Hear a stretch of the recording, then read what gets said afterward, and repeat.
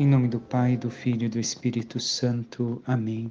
Rainha do céu, alegrai-vos, aleluia, pois o Senhor que merecestes trazer em vosso seio, aleluia, ressuscitou como disse, aleluia. Rogai a Deus por nós, aleluia. Alegrai-vos e exultai, ó Virgem Maria, aleluia, pois o Senhor ressuscitou verdadeiramente, aleluia. Oremos. Ó Deus, que na gloriosa ressurreição do vosso Filho restituístes a alegria do mundo inteiro, pela intercessão da Virgem Maria, concedei-nos gozar a alegria da vida eterna, por Cristo nosso Senhor. Amém. Caríssimos irmãos e irmãs, quem vos fala uma vez mais é o Padre Antônio Rafael, e hoje nos encontramos para meditar a liturgia do quinto domingo do tempo pascal, o quinto domingo da Páscoa, onde vamos justamente escutar o Evangelho que Jesus fala ser a verdadeira videira, o Pai o agricultor e nós os ramos. E o que temos a meditar com toda a liturgia de hoje, com tudo aquilo que o Senhor nos propõe na Santa Missa, com aquilo que o Senhor tem a dizer, qual é a ligação? E iniciemos com isso, com a semana passada. Se recordarmos, semana passada no Evangelho, escutamos o Evangelho do bom, do belo pastor. E recordemos aquilo que nos dizia na centralidade do Evangelho, onde meditamos justamente a frase: conheço as minhas ovelhas e elas me conhecem, assim como o Pai me conhece e eu conheço o Pai. Este conhecer, este permanecer em Deus, este estar nesta intimidade com Jesus, como justamente Jesus está nesta intimidade, nas entranhas do Pai.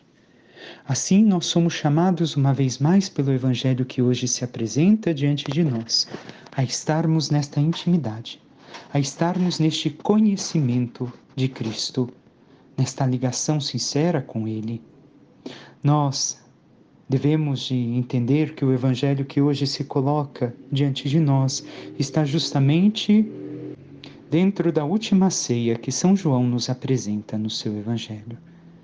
E aqui, iniciemos justamente com aquilo que o Senhor diz ao início. Eu sou a videira verdadeira e meu Pai, o agricultor. Primeiro ponto. Jesus é a videira. Eu sou. Recordemos o eu sou, que é Jesus se revelando enquanto Deus, como no Antigo Testamento, o Senhor sempre que se revela diz: eu sou aquele que sou, eu serei aquele que serei. Sempre Deus se revela dizendo isto, e assim o mesmo faz o seu Filho amado. Jesus se revela enquanto Deus, e continua dizendo que é a videira verdadeira. Por que a videira verdadeira? Qual é a outra videira? Se nós recordarmos, justamente no tempo da Quaresma se apresentou o texto da videira para cada um de nós. Nós escutamos justamente o Senhor falar que Ele plantou uma vinha para produzir bons frutos, porém não produziu muito mais do que uvas selváticas. O que Ele deveria de fazer? Se não destruir tudo aquilo, todo o cuidado que teve para com essa videira e deixar que os animais ali destruíssem essa videira que não deu os frutos a seu tempo e os frutos que deu ainda eram ruins? Então, a videira era Israel. A prefiguração de Israel como a videira de Deus, que aqui se realiza plenamente em Cristo. Jesus é a verdadeira videira, não mais o povo de Israel. Por quê? Porque ele assume o lugar do povo de Israel que não produziu os frutos que o Pai esperava. Ele é a videira que vai dar os frutos que o Pai espera. E quais são os frutos? O que a videira nos concede, senão alegria, felicidade, festa? Assim Jesus inicia dizendo que ele agora é a videira, não mais o povo. E o Pai é o agricultor. O Pai é aquele que ara a terra. O Pai é aquele que cuida de tudo. E Santo Agostinho, no comentário justamente a esse trecho do Evangelho, vai dizer: mas o Pai e o Filho não são uma coisa só? Não são um único Deus? Então, o Filho também, de certo modo, é o agricultor, porque o Pai e o Filho são um. Mas aqui está o cuidado do Pai, porque o Filho dá os frutos, porque está arraigado no Pai. Nós todos temos uma mesma raiz, nós todos temos o mesmo ramo, somos da mesma videira e somos ramos desta videira. E assim continua o Evangelho nos recordando. Todo ramo que em mim não dá fruto, ele o corta, e todo ramo que dá fruto, ele o limpa, para que dê mais fruto ainda. Aqui vemos que o Senhor, de todos os modos, corta algo desta videira. O Senhor corta aqueles ramos que não produzem frutos e jogam para ser queimados, como vai continuar no Evangelho. No versículo 6 nos apresenta: quem não permanecer em mim será lançado fora como um ramo e secará. Tais ramos serão recolhidos e lançados no fogo e queimados, mostrando o juízo final. Porque os padres da igreja vão justamente dizer: para que serve um ramo de uma videira senão para queimar? O que podemos fazer com o ramo seco de uma videira? Nada. De uma árvore podemos cortar seu tronco, fazer mesa, móveis, tantas coisas. Mas e de uma videira? O que podemos fazer com aquele galho? Nada. Somente serve para o fogo. Assim, se nós não produzimos frutos, o Pai corta, o Pai arranca. E neste mesmo Evangelho, e no mesmo Evangelho podemos encontrar um galho que secou, um galho que foi cortado, arrancado e jetado no fogo, justamente Judas Iscariotes. Era um dos ramos desta videira, porém não deixou a seiva desta videira alimentá-lo. Porém negou-se a colher toda a seiva que esta videira dava e não produziu frutos. Então vemos que, até mesmo dentro da igreja, devemos de recordar aquilo que meditamos alguns dias atrás, no final da nossa quaresma e também ao início da nossa Semana Santa. Se nós não permanecemos unidos, se nós não damos os frutos que o Senhor espera de nós, e somos como Judas Iscariotes, nós seremos lançados fora. Mas o Senhor nos dá um alento, e todo ramo que dá fruto, ele o limpa para que dê mais fruto ainda. O Pai o que faz? O Pai poda. Então, aqueles que não dão frutos são arrancados e jogados para o fogo. Aqueles que produzem frutos são podados para dar mais fruto ainda. E aqui nós devemos de primeiro entrar em uma coisa antes dos nossos questionamentos. Primeiro, Jesus é videira. Nós somos extensão desta videira, não somos a videira, nós somos os ramos.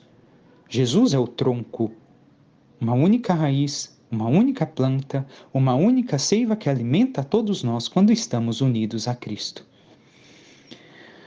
E o Pai vai podar estes ramos que dão frutos. E o que é a poda? A poda é cortar o supérfluo para dar força, eliminar o velho para nascer o novo. Isto é podar. É isto que o Pai faz em cada um de nós. E nós devemos de ver o que o Senhor pode em nós, o que devemos de podar em cada um de nós. O Senhor pode em nós os nossos ídolos, a preguiça, o apego às coisas materiais, o pecado, tantas coisas. Muitas vezes nós estamos unidos a Cristo e produzimos os frutos que o Pai espera, mas não produzimos a quantidade de frutos que somos capazes, e por isso o Pai poda cada um de nós.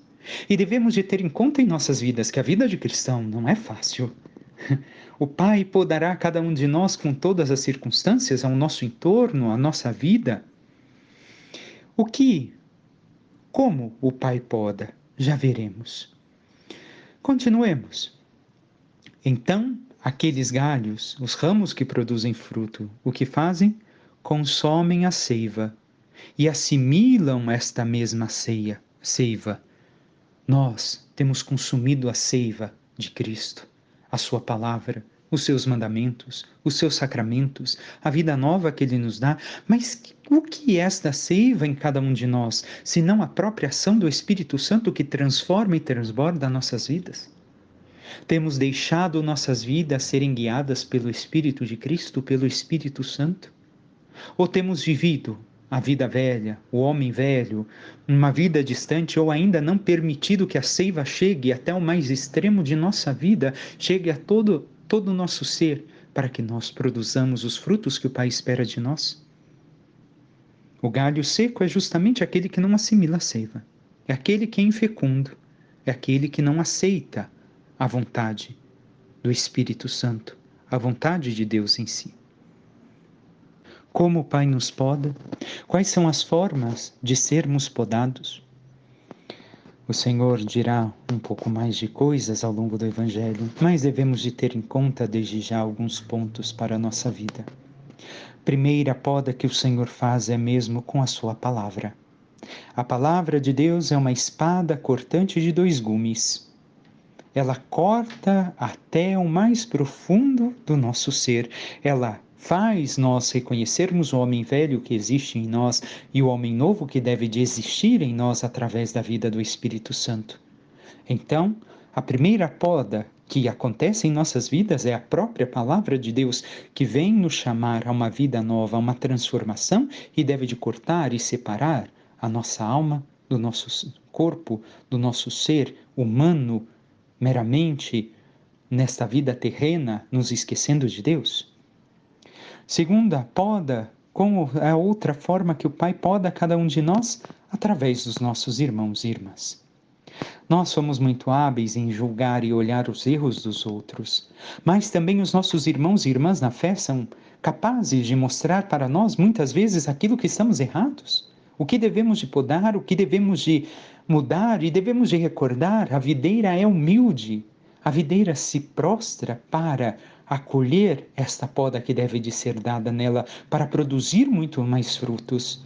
Também nós temos sido capazes de, primeiramente, acolher a palavra de Deus e deixar que ela seja cortante em nossas vidas e nos separe daquilo que não pertence a Deus, mas também acolhido a correção que muitas vezes nossos irmãos e irmãs fazem a cada um de nós para vivermos uma vida com Deus mais profunda, mais fiel? Ou somos orgulhosos, ao ponto que não aceitamos uma correção fraterna daqueles que caminham conosco na fé, daqueles que estão mais avançados que nós no caminho da salvação? Se somos assim, não estamos acolhendo as podas que o Pai também realiza em cada um de nós. Queremos podar os outros, mas não aceitamos ser podados para produzir mais frutos, como o Pai pede a cada um de nós. Por fim, através da vida. Como disse, a vida do cristão não é fácil. O Pai nos poda de quais formas na nossa vida? Algumas vezes através das nossas doenças, das dificuldades, das situações que temos que viver para crescermos na fé, para crescermos no amor a Deus. Assim o Pai poda cada um de nós para que produzamos mais frutos. E devemos de reconhecer isso em cada um de nós.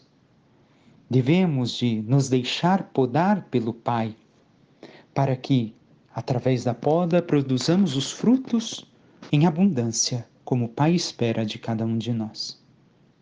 E o Senhor continua no versículo 3. Vós estáis limpos por causa da palavra, porque eu vos falei. Qual é a palavra? Santo Agostinho, ao comentar este trecho da Sagrada Escritura, vai dizer: não quer dizer também o sacramento? Não é o batismo que nos limpa e nos purifica de todos os pecados? Mas a água sem a palavra não é nada, nos diz Santo Agostinho. A água só é sacramento enquanto vai unida à palavra. E assim o Senhor já nos purificou. Purificou e todos estamos limpos, mas recordemos um outro trecho do Evangelho. Mas nem todos. Judas, que também foi purificado, não colheu da seiva desta videira, e assim não colhendo desta seiva, não experimentando e se alimentando e deixando transformar por ela, como bem sabemos, secou e morreu, e assim foi lançado fora. Continua o Senhor: permanecei em mim e eu permanecerei em vós. Como o ramo não pode dar fruto por si mesmo se não permanecer na videira, assim também vós não podereis dar fruto se não permanecerdes em mim. Nós devemos de ver que o Senhor aqui, o que está dizendo a cada um de nós, Ele quase nos implora que permaneçamos em comunhão com Ele. É a comunhão que devemos de ter com o Senhor, é a intimidade que devemos de ter com o Senhor nas nossas vidas, o estar estarmos arraigados nele e o termos consciência. Jesus não diz em momento algum: o ramo fora da videira vai produzir poucos frutos. Não. Jesus vai dizer mais adiante ainda neste evangelho: sem mim nada podeis fazer. Nada. Não produzimos nenhum fruto se estamos sem o Senhor, se vivemos fora dele. E aqui é também um nosso problema. Por quê? Porque muitas vezes nós queremos encontrar alegria pelas nossas próprias forças. Queremos fazer as coisas porque eu consigo. Não, caríssimos irmãos e irmãs. Se nós queremos a verdadeira felicidade, recordemos: Deus é o único e verdadeiro dono da felicidade. Está nas mãos dele. Então, só encontraremos a felicidade, a alegria que buscamos em nossa vida se nós estivermos unidos a ele. Se nós formos os ramos desta videira que é o Senhor. E muitas vezes pensamos que conseguimos fazer as coisas por nós mesmos. Não conseguimos. O Senhor, mais uma vez, repito, quase nos implora que permaneçamos em comunhão com Ele.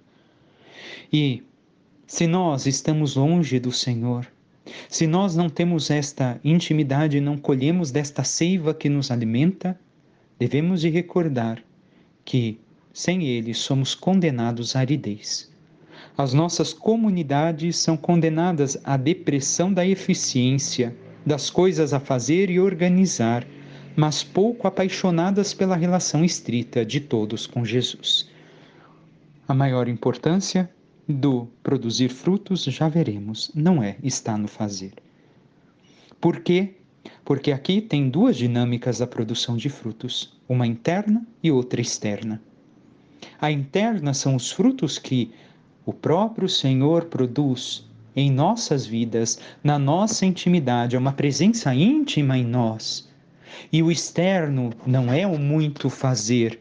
O produzir frutos externos é a vida missionária, mas que parte justamente desta união com o Senhor, desta intimidade que muitas vezes já não se vive mais em tantas comunidades. Se preocupa na eficiência de fazer as coisas, no fazer isto, fazer aquilo, organizar festa, organizar tal coisa e não sei o que, temos que melhorar, mas estamos pouco apaixonados pela relação com o Senhor. É assim que está a nossa vida. É assim que está a nossa comunidade paroquial ou aquele grupo no qual servimos a igreja e trabalhamos. Como está a nossa relação? Aqui é o primordial. Porque sem a relação íntima com o Senhor, nós não produzimos frutos. E como nos alimentamos nesta seiva para produzir frutos? Devemos de recordar aqui também 3 pontos para a nossa vida.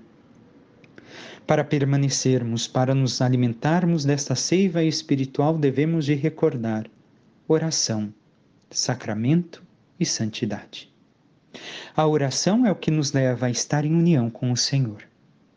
É aquilo que nos leva a ter a intimidade com o Senhor e ela deve de ser feita não somente daquela forma, por assim dizer, que rezamos com as fórmulas que nos são colocadas. É ótimo e não deixemos de fazer, não deixemos de rezar o terço.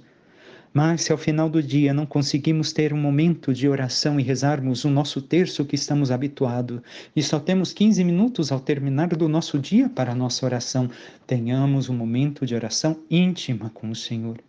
Um momento de intimidade onde revelamos o nosso coração, onde reconhecemos: Senhor, eu não te amo, eu não me amo, eu sei que eu sou nada, que eu sou tão pequeno. Senhor, eu preciso de ti, eu não te busquei, eu não me entreguei em tuas mãos. É ali que está a forma de nos alimentarmos desta seiva, oração.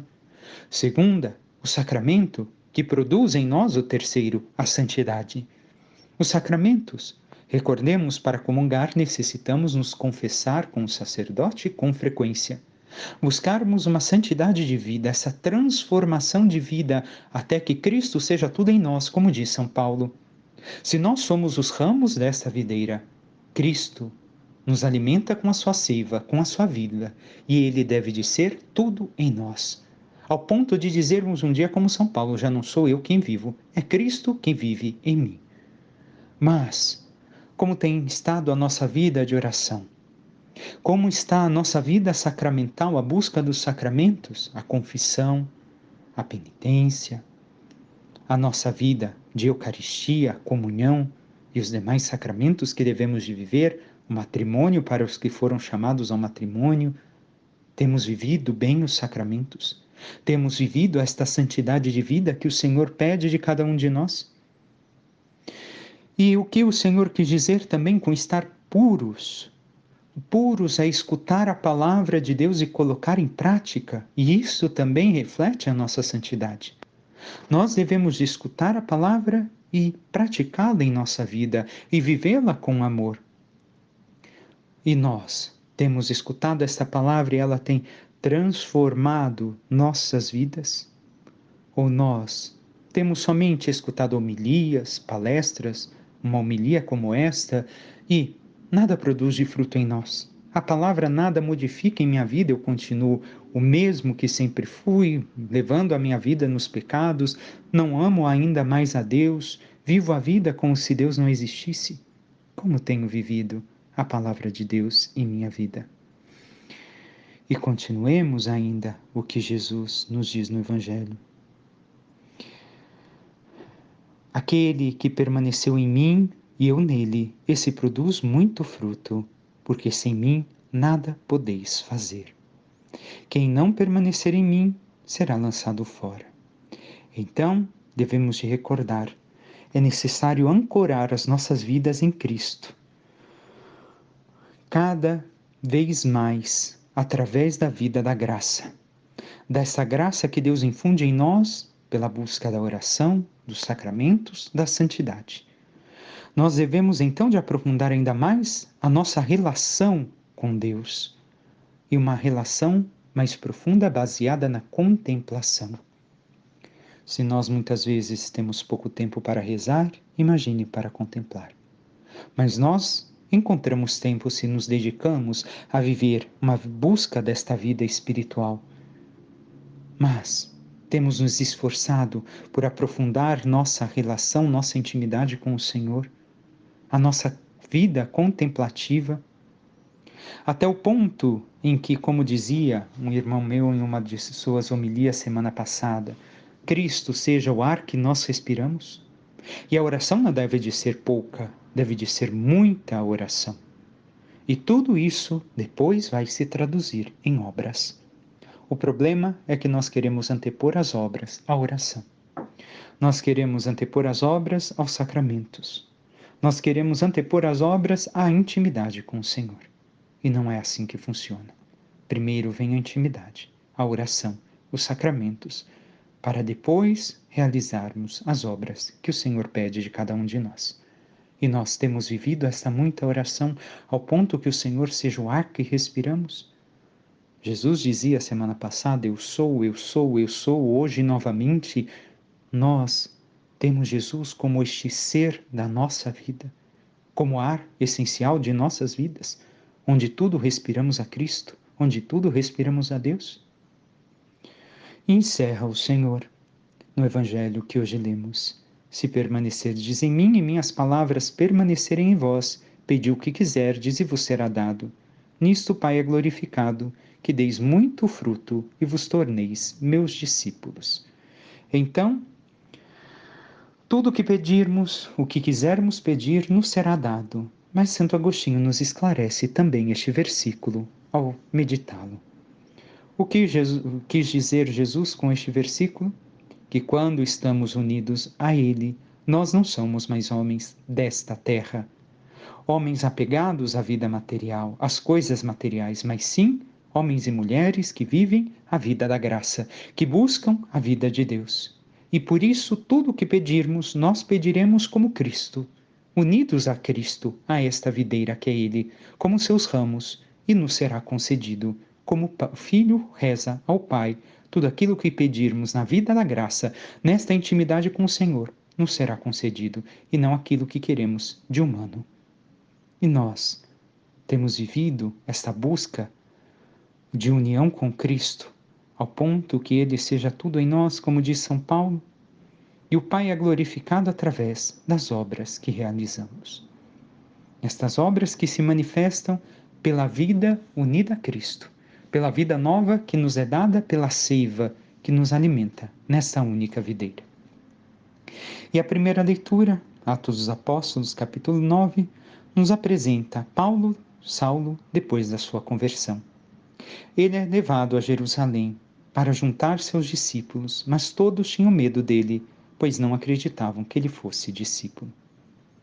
Assim nós devemos viver. Quantas vezes também nós duvidamos da conversão de algumas pessoas que vêm à fé e que conhecíamos sua vida antes de serem cristãs. Nós devemos de ter esta aceitação como os discípulos do Senhor, naquele tempo depois vão aceitar a Paulo.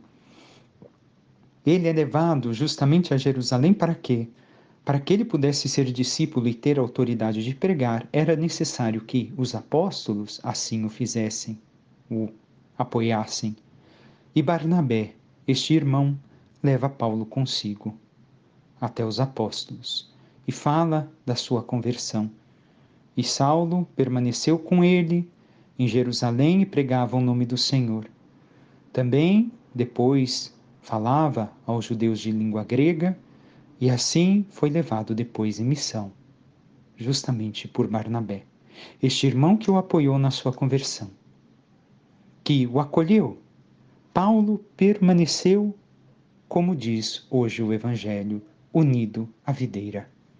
Paulo não foi aceito pelos irmãos, e ele entende muito bem, porque ele sabe quem ele foi na sua vida passada. Um perseguidor, um assassino, aquele que quis matar aqueles que acreditavam no Cristo, aqueles que vinham à fé. Mas agora, encontrando-se com Cristo, foi transformado. E não se preocupa muito com aquilo que vão falar dele, mas sim estar unido a Cristo. E assim reconhece quem foi a sua figura passada, mas sabe que Cristo tocou e o transformou profundamente. E um irmão o apoiou. Assim todos os discípulos também depois vão acolhê-lo. Nós temos acolhido os nossos irmãos e ajudado a permanecer firmes e unidos como ramos à videira. E assim também a segunda leitura, e encerramos a nossa meditação com São João, nos fala e nos une ao Evangelho.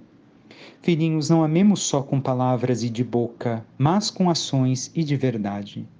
Aí está o critério para saber que somos da verdade e para sossegar diante dele o nosso coração, pois se o nosso coração nos acusa, Deus é maior que o nosso coração e conhece todas as coisas. Então nós devemos de amar como Cristo nos amou, como vai dizer justamente mais adiante nesta leitura São João. Qualquer coisa que pedimos, recebemos dele porque guardamos os seus mandamentos e fazemos o que é do seu agrado. Este é o seu mandamento, que creiamos no nome do seu Filho. Isto quer dizer que amemos a Deus sobre todas as coisas. E nos amemos uns aos outros de acordo com o mandamento que ele nos deu. Então, o amor verdadeiro consta do amor dado a Deus, da realização do primeiro mandamento e a realização daquele mandamento que Jesus nos mandou: amai-vos uns aos outros como eu vos amei. Não um mero sentimento humano, mas um amor capaz de dar a vida, de se sacrificar para levar o outro ao encontro e ao caminho com Deus. Nós temos vivido este amor verdadeiro a Deus nesta união e permanecido em Deus no amor, como encerra a leitura, e para que ele permaneça em nós, através do Espírito Santo que ele nos deu? Ou nós temos vivido somente o amor como esse sentimentalismo humano, e quando alguém pisa no meu calo, eu já não amo mais. Eu já guardo mágoa, rancor, ressentimento, não quero ver a pessoa na minha frente, porque afinal de contas, como amar uma pessoa assim? O amor que nos é colocado aqui é somente um amor que um cristão pode dar. Por quê? Porque é esse amor que provém através de Deus e nos faz todos irmãos. Não é um amor humanitário, não é um amor que reside em nós mesmos, mas um amor que vem justamente desta graça abundante de Deus em nossas vidas. E antes de fazermos o nosso encerramento, somente mais um ponto para recordarmos. Israel foi a vinha preferida, a vinha do Senhor, é a prefiguração de Jesus Cristo, a verdadeira vinha, como nós dizemos. Mas recordemos, uma videira muitas vezes é feita crescer sobre uma pérgola. E debaixo dessa pérgola da videira ali crescia, durava anos, às vezes décadas, séculos, dependendo da antiguidade da videira. Se contava a história da família, se vivia os momentos de felicidade, se festejava, se cantava, se alegrava. Mas Israel, por abandonar os caminhos do Senhor, naquele tempo não representava mais isto para o Senhor e muito menos para os povos vizinhos. E o Senhor veio purificar esta vinha. E algumas vezes a purificação da vinha é uma poda muito grande. É aquela poda de inverno onde não sobra nenhum ramo grande, mas somente realmente a videira na sua, podemos assim dizer, na sua raiz, no seu tronco, e depois virão justamente os ramos, como aconteceu no tempo da igreja que nos foi apresentada na primeira leitura. Jesus subiu ao Pai, mas agora permanece conosco através da sua igreja. Encerremos com alguns exemplos, caríssimos. Para retornarmos à questão da oração, olhemos para os nossos dias. Pensemos no nosso celular hoje, quando mais precisamos, algumas vezes está descarregando e nós precisamos recarregá-lo com urgência, em especial se é um momento difícil. E nós colocamos o cabo na tomada e ligamos. Nós devemos de olhar que assim também deve de ser a oração na nossa vida. A oração deve de nos comunicar a mensagem que vem de Deus. Ela deve de ser como esse celular que nós colocamos para carregar na tomada. Deve de nos ligar a Deus e nos comunicar esta mensagem que vem dele, não somente ser uma coisa em que eu falo. E também para encerrarmos a meditação do Evangelho, vejamos que, recordemos aquilo que diz o ditado: uma árvore que cai faz um grande rumor, um grande barulho, mas a floresta que cresce, cresce em silêncio. E assim podemos ver que Cristo cresce em nós, que assim podemos ver que a igreja cresce no mundo. Vejamos sempre que esta seiva alimenta os ramos em silêncio. E basta olharmos os homens e mulheres do século passado e da nossa história. Basta olharmos o século passado, São Pio de Pietrelcina, tantos outros santos, João Paulo II, e outros santos e santas que podemos recordar em nossas vidas. E também aqueles santos. Existe um livro em italiano que se chama Os Santos Existem Ainda, e em um deles o relato de homens e mulheres que viveram sua vida justamente como esses ramos, alimentados da seiva do próprio Cristo que se fez presente na vida de cada um deles. E ali podemos recordar, por exemplo, Mama Margarita, a mãe de São João Bosco. Viveu todo o sofrimento com seus filhos, com sua sogra camada, e quando seu filho, João Bosco, começa a sua missão, Dom Bosco, justamente vai ajudá-lo com as crianças. Um dia, olha para seu filho e diz: filho, não posso mais, vou voltar para casa. E seu filho virou para ela e disse: mãe, tudo bem, agora o que a senhora vai dizer para o crucificado? E, apontando a cruz, ela olhou para o crucifixo, abaixou o seu olhar e disse: eu entendo, eu vou continuar. E assim ela continuou na missão que o seu filho havia iniciado. Ou melhor, e Jesus, o que diria? E assim Margarita olhou para Jesus crucificado e disse: eu compreendi, eu vou ficar aqui. E ficou ali na missão até a morte. Ou a mãe de Santa Maria Goretti, Assunta, uma analfabeta e letrada, que um dia foi chamado pelo autor de uma revista a escrever 2 palavras para sua revista. E disse a ele: mas caríssimo, eu não sei ler nem escrever. E vemos aí que, através deste ramo, o Senhor falou, pois ela soube ensinar sua filha a proteger a sua pureza até a morte, até o martírio. Ou ainda a história de um homem que, tendo seu filho com problema de um rim, pegou e doou um de seus rins para seu filho. E um jornalista foi falar a ele e disse: olha, o senhor é verdadeiramente um herói. Ele disse: não, simplesmente, eu sou um pai. Vemos aqui a maravilha justamente da seiva falando através dos ramos. Que possamos, caríssimos irmãos e irmãs, voltar a esta intimidade com o Senhor. Recordemos que os frutos são alegria, felicidade e festa. E isso só podemos alcançar numa vida verdadeiramente unida a Cristo. Mais do que o fazer, mais do que o realizar, deve de ser a nossa relação com Ele, como bem meditamos.